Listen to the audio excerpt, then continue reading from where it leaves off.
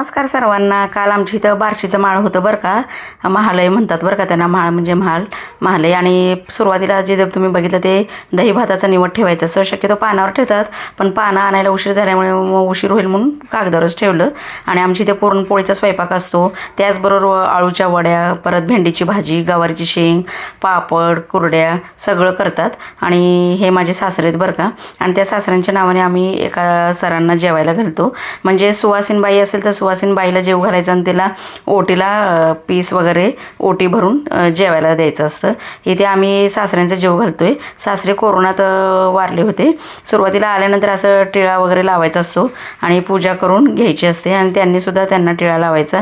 आणि मग सगळ्यांनी सासऱ्यांच्या पाया वगैरे पडल्या. मनस्वीवर खूप जीव होता आमच्या सासऱ्यांचा. मग सगळ्यांनी त्यांना सासरे स्वरूप समजून असं पाया पडायचं असतं. तुमच्या इथेही अशीच पद्धत आहे का नक्की सांगा. आणि व्हिडिओ कसा वाटला, व्हिडिओ आवडला सबस्क्राईब करा बरं का.